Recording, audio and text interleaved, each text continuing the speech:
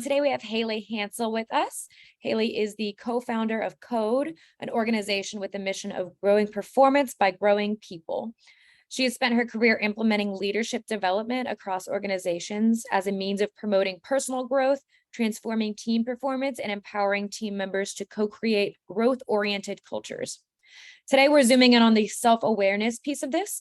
We all know that self-awareness is crucial when it comes to our personal and our professional lives, but no one really explains how to do it. So in this session, Haley will share the most effective tools and habits for developing self-awareness and how to integrate these tools into your organization in order to promote a stronger culture and lead a more fulfilled workforce. We're also going to have a special guest with us today, Miss Kristen McLean from the Vivid Ink Company. Kristen and her team transform the spoken word into lasting and actionable works of art. So in your recap coming to your inbox in the next 24 hours, you'll have a really beautiful and unique drawing of today's webinar as well. One last reminder that this is an interactive session. So if you take a look at the bottom of your screen, you'll see a chat button and a Q&A button. We encourage you to use those throughout anytime you have a question or a comment for Haley. I'm going to go ahead and hand it over and we'll get started. Haley. Awesome. Thank you. Hello, everybody. I'm glad you were able to make it.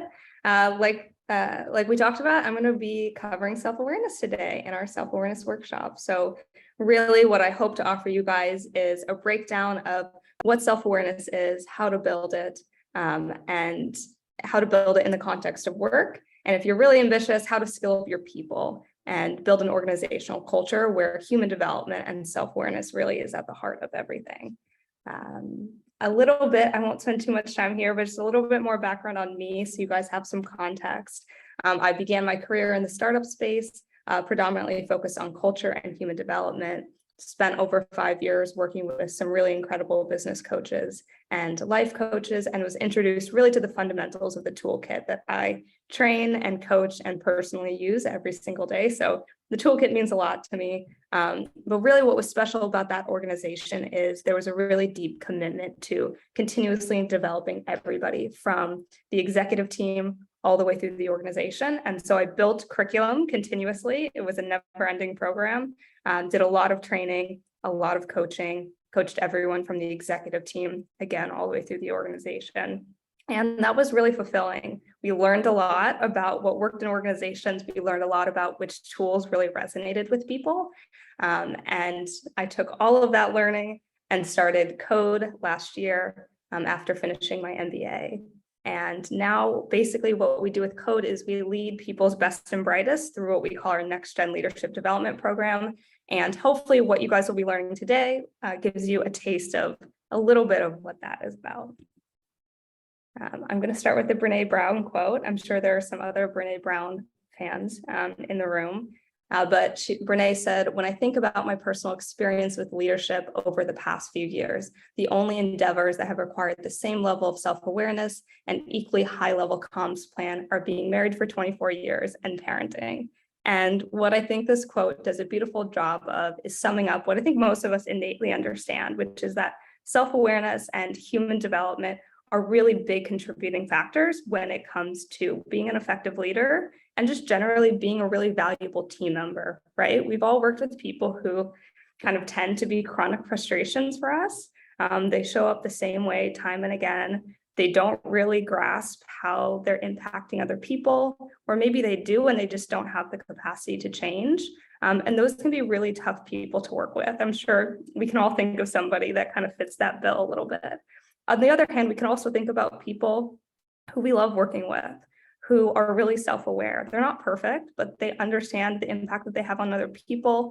They hold themselves accountable. They know when they shine. They know when to ask for help. And they're genuinely looking to improve and they're looking for feedback. And we all want to be that second person. And according to research, most of us think that we are. About 90% of people would describe themselves as self-aware. And according to that same research, about 10 to 15% of us actually are self-aware. So that's not to discourage anybody, but I do think really the main takeaway from that is just understanding that when we're talking about self-awareness, when we're talking about human development, it's really in our best interest to constantly stay open-minded and know that there's going to be areas for us to grow. And with that, I will get right into the heart of what we want to talk about today, which is our human development formula. This was reverse engineered after, like I said, 5 years of working really closely with people and seeing people succeed and seeing people struggle and understanding what was actually going on. So the individuals that were really successful, that saw a lot of growth, a lot of personal fulfillment, and the people around them noticed themselves growing, they really knocked out of the park when it came to all these different factors, which we'll get into. By contrast, the people who struggled a little bit or didn't see quite as much growth, you could usually look at this formula and kind of diagnose what was the piece that maybe wasn't working quite so well. And so this is a really great formula and tool for helping us to think about, if I want to build my self-awareness and I want to grow as a human being, where should I be focusing my attention? And also, if it doesn't feel like things are working, help us to diagnose where that gap could be. But what we've done is we've broken the human development formula into 2 steps. So the first step is we actually want to build our self-awareness. So in layman's terms, we want to understand how we're showing up. And how we figured out how to build our self-awareness is these 4 factors. So we want to reflect. We need to be able to take time to think about how we're showing up. We need to be able to give and receive feedback really well. We need to put in the work. So that just means reps. We want quality reps. This is not something that you're going to stumble into human development. It does take some conscious effort. And all of that could potentially be undermined by the ego. So we need to start to build awareness of our ego. If we have a really big ego, or we're just not aware of it, it's going to undermine the ability for us to reflect really effectively and give and receive feedback really effectively, etc. But we'll get into more details for each of these. But that first step is just building our self-awareness. So we want to get a sense of how we're showing up in a way that maybe we weren't aware of before. And once we have that little nugget, that little breakthrough of self-awareness, the second step, sometimes is a little bit harder even, is how are we going to practice showing up in the way that we want to show up so we actually are able to change. And that's really what human development is. So it is these 2 different pieces, and that's what we're going to get into today. But this is hopefully a helpful takeaway and gives some structure to how we want to build self-awareness. And I guess the last thing that I will say is our whole toolkit and program focuses on 3 different pieces of leadership development. It's not all human development, but I would say human development plays a really outsized role when it comes to leadership. If we don't understand ourselves, if we aren't able to make adjustments, there's just going to be a natural ceiling to how far we can progress. And so again, in the next couple slides, we're going to be really focused on the human development piece of this. Okay, so reflection. Reflection is the first piece of the puzzle. I'm sure we all understand what reflection is, but it's us being able to think really carefully about our behaviors and our beliefs. And it involves really pressure testing and assessing what our assumptions are. How are we reacting to events? How are we reacting to people? And if we are able to reflect really effectively, we're going to be able to show up in a way that's more mindful, and more meaningful and more thoughtful. And so reflection is a really important piece of the human experience. It differentiates us from other living beings. We're actually able to, stop and think about how we're showing up. Without reflection, we're not going to learn. And that's kind of the first big key here. There's no learning without reflection. If we're not taking time to pause and think about how we're showing up, how our team is showing up, we're going to get trapped in the status quo. If you think about it from a work context, you don't want to be in the status quo with a work process, right? We are always looking for continuous improvement, but we want to do that for ourselves too. As human beings, we don't want to get trapped in the status quo. We don't want to always handle conflict or stress the same way if it's not helping us, right? And so it's little pieces like that that we need to learn to press pause and think about. But reflection can look a couple different ways. So it can be individual, it could be us sitting down and journaling, but it can also be guided, which is really what coaching is. Coaching is guided reflection, hopefully with a good coach who's getting you to think a little bit differently.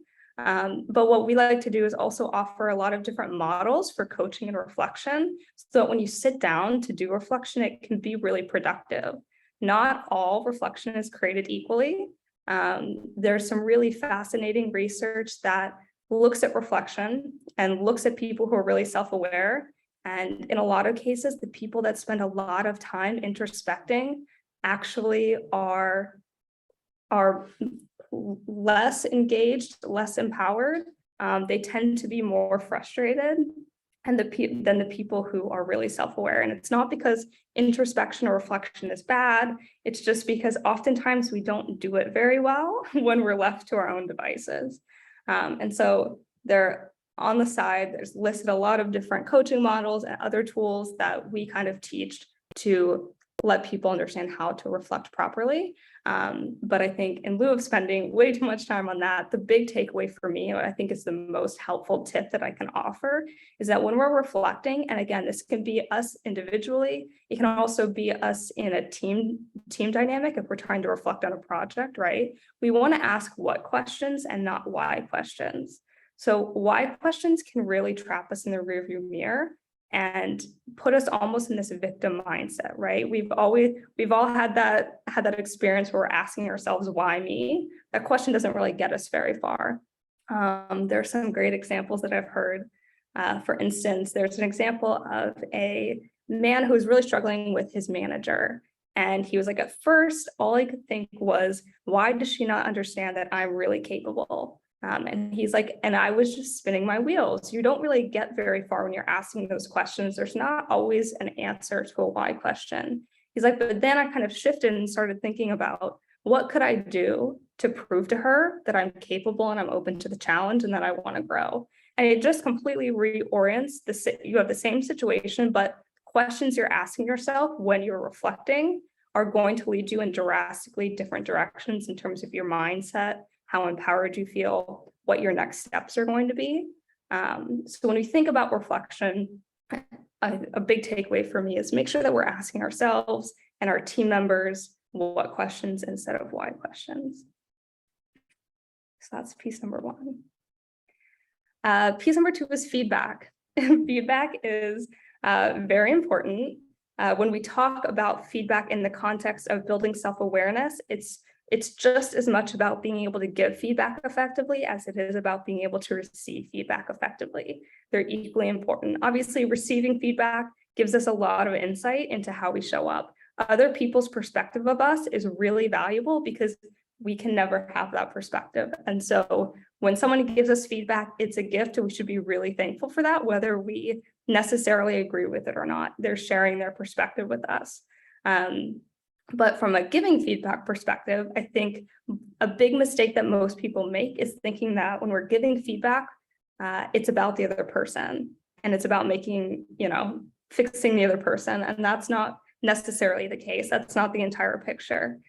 Feedback should always begin with internal reflection. So we want to give somebody feedback, usually because either it's positive feedback, we're really excited about something, or it's constructive feedback, and we tend to be really frustrated or stressed or anxious about something. When we have one of these emotional reactions, that can teach us a lot about what's important to us, about our value system.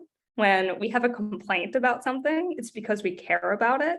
And so starting to think about feedback through that lens, first and foremost, when I get upset and I want to tell somebody that they should do something differently, first understanding the reason why I feel that way is because I really value X, Y, and Z, can be really helpful when you're actually scripting your feedback. It can teach you a lot about yourself.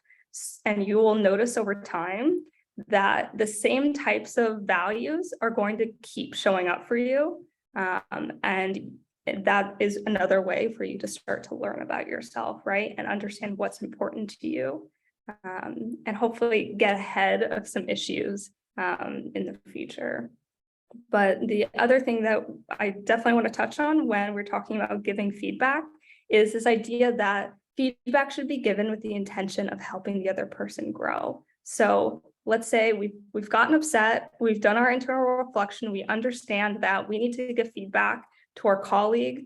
There is something that you want to see done differently. You understand why it's important to you. You've scripted out, you're ready to give the feedback.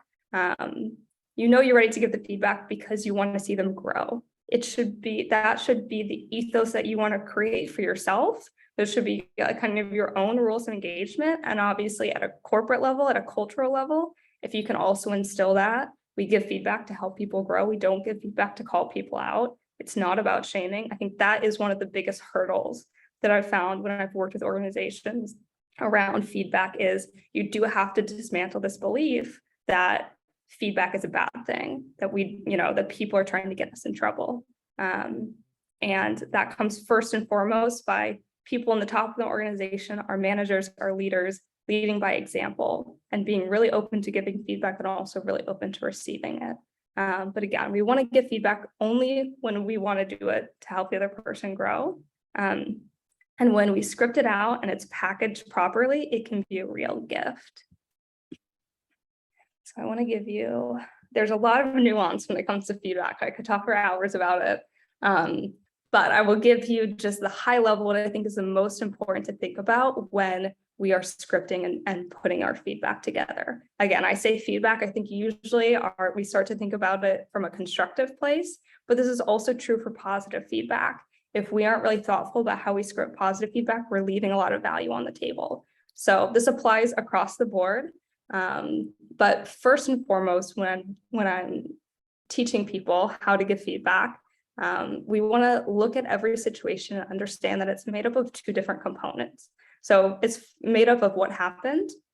So the objective facts of a situation, I always say as a video camera would capture it. So this has nothing to do with our perspective. This is literally, it could get captured on video. So that's piece number one, and that's really important. The other part of it is what we call your story, the subjective impact or your interpretation of what happened. And as we're experiencing life, these two things happen almost simultaneously. We are seeing things happening in front of us, and we are coming up with a narrative in our head. We're making an assessment, we're making assumptions, we're trying to make everything make sense. That's how our brains are wired. But that can actually get us in trouble when it comes to giving feedback, because the mistake that most people make is they will combine the objective facts and their story and give it to the other person in a way that makes it seem like it's all the truth. And your perspective is not the truth, it's just your perspective. And I think we need to understand that when we're giving feedback, and just be mindful that my point of view is just my point of view, and I'm going to share it with you because it's important. I think you deserve to hear it. But if you start to say your perspective like it's the truth, that's when people will get defensive. They'll kind of stop listening to you. You're not really getting your point across. You're not being heard. And it's frustrating for both sides. So an example of what that might sound like is, let's say somebody's doing a presentation and they added some details in that maybe you didn't think were helpful, right? If you said, hey, that slide that you had in the presentation wasn't helpful, that's you sharing your perspective. Your perspective is it wasn't helpful, but you're sharing it as if it's an objective fact. And that's when maybe the recipient of that could get a little bit defensive. And then you're going to get into a back and forth that's not actually that productive, and it's not helping either one of you. So when we're giving feedback, all of these pieces are important, but what we want to do is just separate them out and make sure we're not conflating them. So I always tell people, first start by, when you're giving feedback to someone, identify the situation, let them know when the situation happened, who was there, all of the background facts so that they can put themselves back in that place, and then describe the situation using objective facts. So if we're talking about that presentation, maybe you say, hey, the 5th slide, you had X, Y, and Z, included. That a video camera could capture that. We want to avoid leading language. We want to avoid loaded language. But you just put out the facts as facts, and then you can share the impact. What you shared, you shared that slide and went through those details. I felt a bit frustrated because I didn't think that that was the point that we were hoping to make in this presentation, right? Notice I said I felt frustrated, not you made me feel frustrated. You'd never want to blame your emotions on somebody else. You want to own the impact that it had and separate it. It's important that the other person understands what the impact of the situation was on you, but you never want to blame them for you feeling a certain way. That's another kind of pitfall that we will naturally slip into. We won't even think about the way that we're phrasing something. And it will again cause the other person to get defensive. And so we want to avoid that.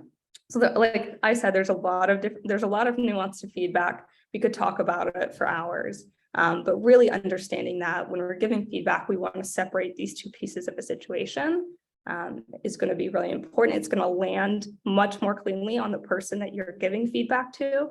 And as a result, they're going to hear what you have to say much more clearly. So it's certainly a win-win if, like I said, we package it, we script it out in advance, and we're really thoughtful about delivering it. So that's piece number 2, feedback. Third piece is work, right? So self-awareness building, it comes just like anything from really consistent quality reps. This isn't something that we can have a coaching session once every 6 months and expect anything to happen. There's never going to be one reflection question. I mean, maybe if you're lucky, but it's most likely not going to be one reflection question or just one piece of feedback that you get that's going to be this giant aha moment, right? It's going to be an accumulation of work that you do over time, patterns that you're noticing. And what we found is if people can create a weekly habit around reflection and around feedback specifically, it could make a big difference in just how they show up in the workplace and the growth that they see in themselves. So we always tell people, I think weekly is possible, right? It's not overwhelming. I'm not asking you to sit down for an hour every single day to do this, but put a time block in your calendar for 30 minutes or an hour and think about the last 7 days and identify, are there any topics that I should probably do some reflection on that maybe I'm a little bit stressed out about, or that I've heightened emotion around one way or the other, and I could do some really thoughtful reflection on that. And also, are there any situations, both positive or constructive, that I'm recalling over the past 7 days where I should probably script some feedback and deliver it to somebody? If we actually start to implement those things and script that feedback and then deliver it, which is very hard, usually when it comes to feedback, it's really easy to sweep it under the rug and say it's not that important. But if we can build the habit of really being thoughtful, reflecting every week, scripting feedback, delivering it to our team members, they're going to notice you showing up differently. They're going to be grateful for the feedback. You in return are probably going to get some feedback as well, which is great. That's what we're hoping for. But again, it's just one recurring time block a week. It can start to make a really big difference, and just build it into the way that you do work. And the last piece of step 1 is the ego, the infamous ego. Our ego's job is to protect ourselves. If you remember, like I mentioned a few slides ago, the ego is in the denominator of our formula because it has the capacity to undermine our other work. So if we're not aware of our ego, we're probably going to be kidding ourselves a little bit when we're doing our reflection. It's not going to be as accurate or as effective. If we're not aware of our ego, we can get really defensive when people give us feedback. And it doesn't necessarily need to be an outburst, but we know what it feels like when we start to be resistant to what someone is telling us or someone's perspective. That's our ego. So that's what we want to start to notice. So our ego can undermine those other areas. I'm not a proponent of we should never have an ego. We all have an ego. We just need to be aware of it, right? In order to see ourselves really clearly and continuing to grow, we have to be able to push past our ego. The nature of our ego is that it's not incentivized to help us grow. Our ego's job is to make us feel like we're perfect the way that we are. And so there's a healthy piece to that, right? Like there's some confidence in that we need. So we don't want to completely banish it necessarily. But we do need to understand that if we aren't aware of our ego, it's going to keep us from growing. And I think the most effective way to start to push against our ego, challenge it a little bit, is to be really mindful about adopting a learner or growth mindset. Carol Dweck has some incredible work on this. There's a lot of different ways that you can show up in a learner mindset, but really just this idea of, I always want to be curious. So when you notice yourself being a little bit resistant to an idea or resistant to feedback, being able to catch yourself in that moment and say, let me actually just be curious and ask some questions and get to the bottom of this first before I let myself jump to a conclusion or an assumption. You might still end up in the same place, but taking that curiosity, learner, growth mindset into situations where you notice yourself getting a little bit resistant is going to help you show up completely differently. And in a lot of cases, in my experience, you end up learning more than you would have otherwise. And the people around you and your team are going to notice you showing up differently if you're able to step into that. So again, there's a lot of detail that we can get into around ego and a growth mindset. But certainly spending some more time and diving into Carol Dweck's work, I think, is a great first step for people. Okay, so that was step one as a refresh. And then we're going to get into step two. So once you've been doing this work, you have a weekly time block, you're giving feedback, you're receiving feedback, you're reflecting, you're starting to notice these patterns in how you show up. The next step is, what are we going to do about it? Because inevitably we're going to notice something about ourselves that maybe we aren't in love with. We all get stressed out, right? We all have what I like to call our old habits, patterns of behavior that we fall into. Usually it's when we're under stress and pressure, we kind of revert back into these ways of being. And we know what we want to show up as, we know what we want our new habit to be, but step two is really about actually going through the repeated deliberate practice of creating real lasting change. So if you aren't familiar, the hierarchy of competence, I think, does a really great job of just outlining what the process of actually mastering something looks like.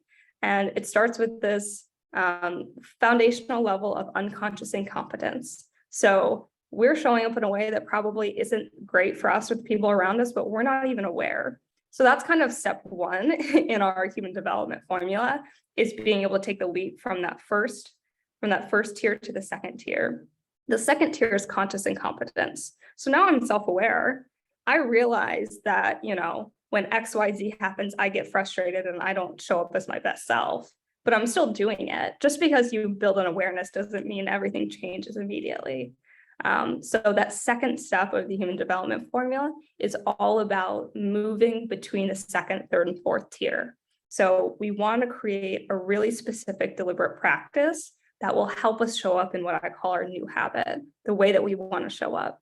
And it takes a lot of really, like it says, a lot of really conscious effort to show up that way, because it's not going to feel normal. We've been doing things our way for years and years, decades in some cases. So it takes a lot of work to break that muscle memory. But if you do it over time with enough support, you will eventually get to a place where you reach the fourth tier, which is unconscious competence. Now you're showing up the way you want to, and you don't have to put a lot of effort into it. But I think something that's really important and unlocking is this idea that our team can play a big role in our growth. And when you have teams of people who understand what everyone is trying to work on, they can hold each other accountable, and everyone's individual growth happens so much more quickly, because it's not just them in a silo trying to work on themselves. They have a whole team around them who's looking out for the old habit, who's looking out for that specific thing this person is working on, and holding them accountable, again, in a loving way, in a way that is embedded in the fact that I want them to grow. It's not about blaming or shaming. But if you have people around you that are holding you accountable to the growth that you've raised your hand and said, I want to see in myself, you're able to move through these layers much more quickly. And it creates just like a really unbelievable bond across the team. And you build a lot of trust that way, and your team becomes much more effective.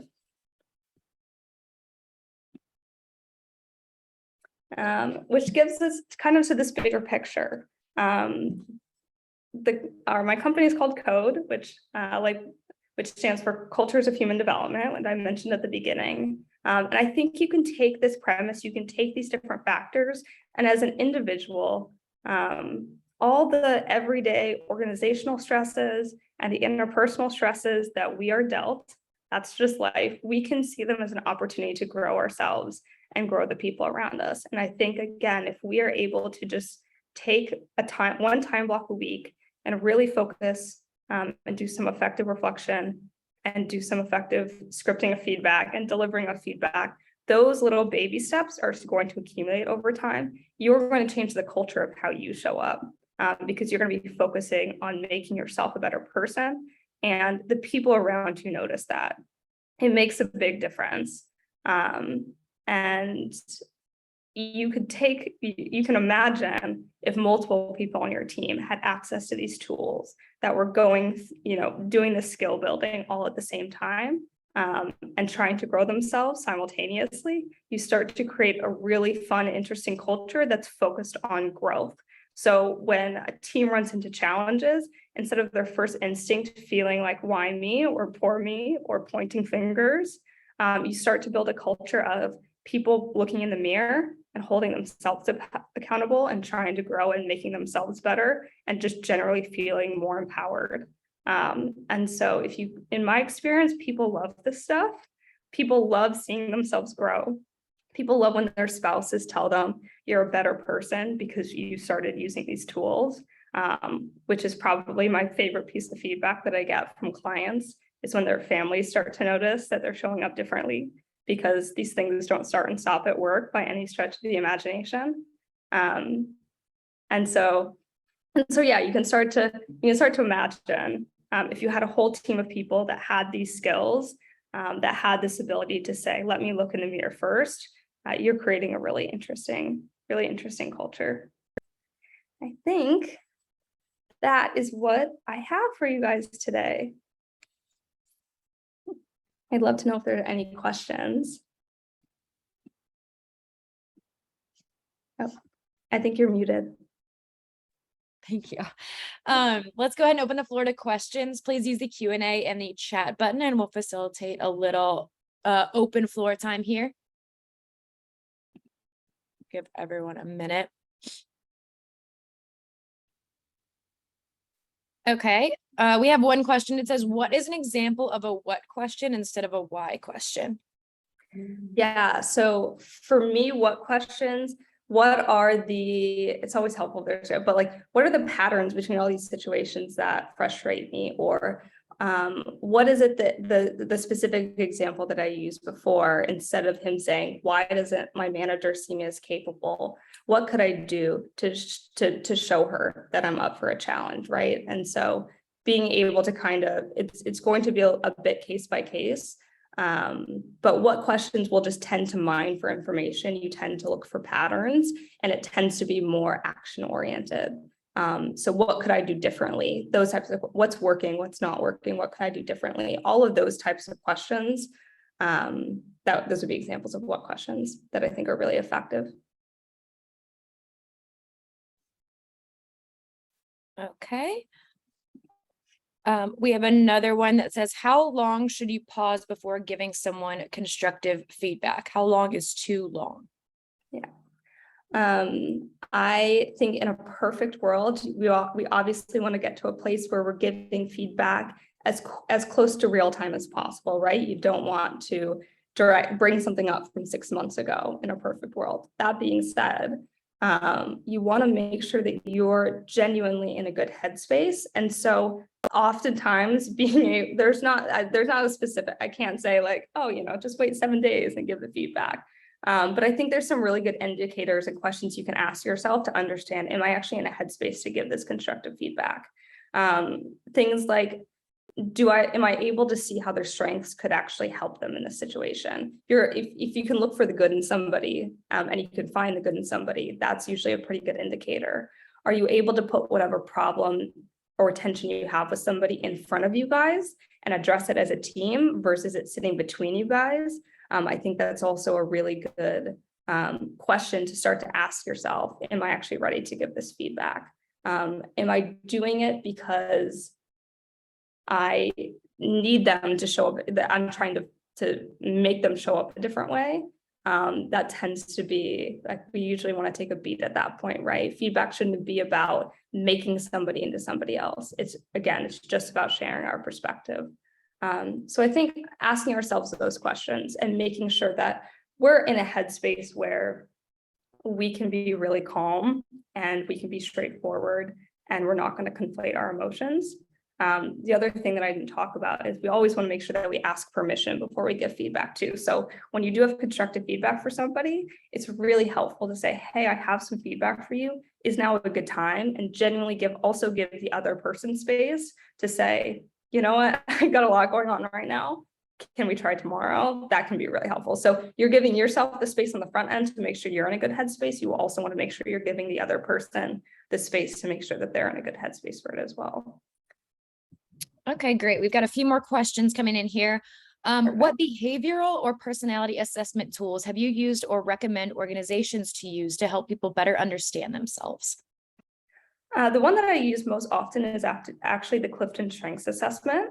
It's pretty straightforward. Most people have used it. I think it's like $20. But I use it kind of in two different ways. So one, I think it's really powerful for people to have language for where they show up really well. In my experience, a lot of times it's a lot easier for people to point out their weaknesses than their strengths. And so it is a fun exercise to make people think about their strengths and really just focus on their strengths. They always want to revert to talking about what they could do better.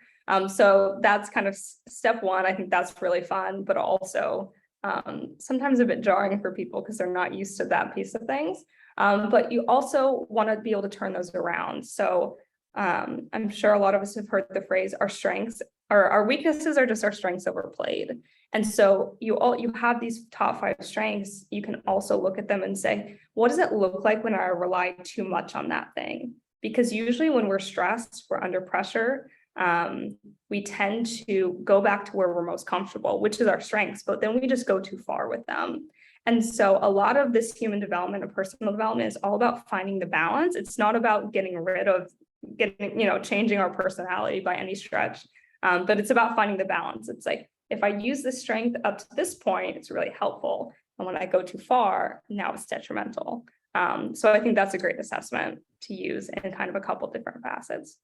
So piggybacking onto that question, how do you feel about the balance between constructive feedback and factoring in positive feedback? Like you said, a lot of times people focus primarily on their weakness and not their strengths.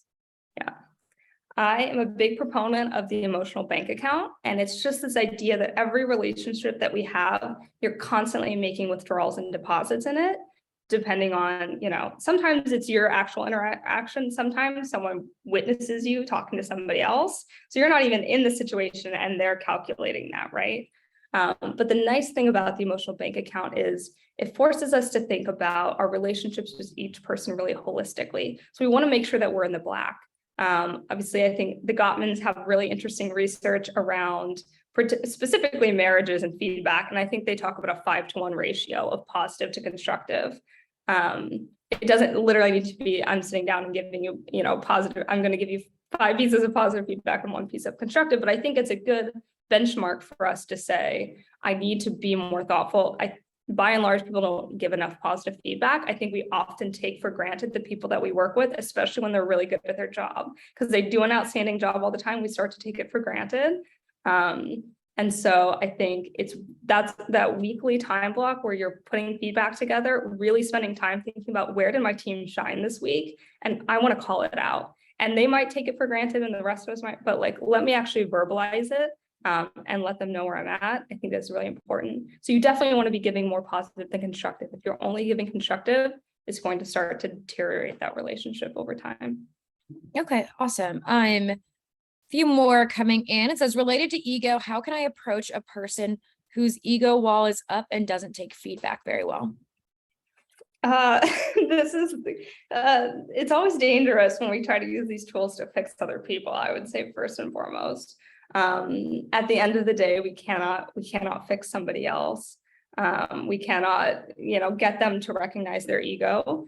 I do think if it's someone that you've struggled with for a long time on your team, at some point there definitely does need to be a more serious conversation where I think addresses that and says, hey, this is what we're seeing, and this is what we need to see done differently in order for this to continue to work. But I think a lot of this idea of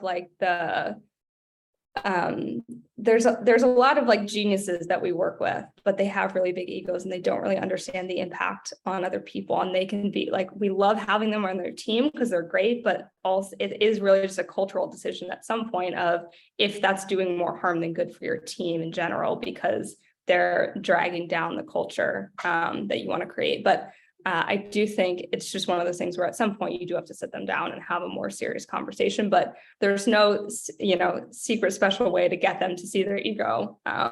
Unfortunately, I wish there was. All right. Next question says, what happens if the person listens to the feedback for a while, but later starts his or her own habits? In other words, to the unconscious incompetence. Yeah, so this is very normal. People will slip back into things, right? And so I think a big part of the process that I think is important is getting the people on your team to articulate in their own words, this is the growth that I want to see in myself. This is my old habit. This is my new habit. When you are able to do that, you give everybody else in the team permission to hold them accountable. And so people will naturally slip back into things. It's like we get swept up in work, get swept up in our lives, and sometimes these things aren't like front and center.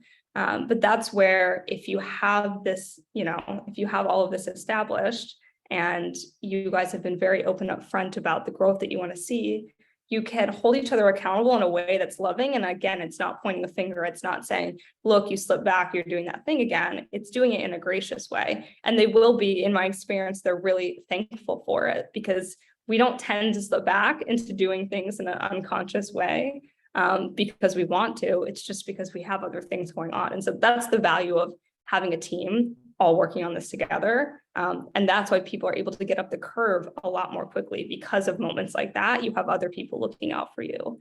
You don't just have to look out for yourself. Okay, great. That's all of the questions we have unanswered right now. I'm going to give everyone another minute to submit any last minute questions while I close out. I want to thank you guys for attending today. You will all receive a recap in the next 24 hours that will include resources mentioned and a link to rewatch and share the webinar with your team. Be sure to check out petracoach.com and click our events tab to see all of the upcoming workshops and webinars we have. And you can also view previous ones there. And as always, if you need anything or if we can be of any additional assistance for your organization, please reach out at info@petracoach.com. Haley, thank you for being with us today and for the value add. Of course. Appreciate it. Everyone have a great rest of the day.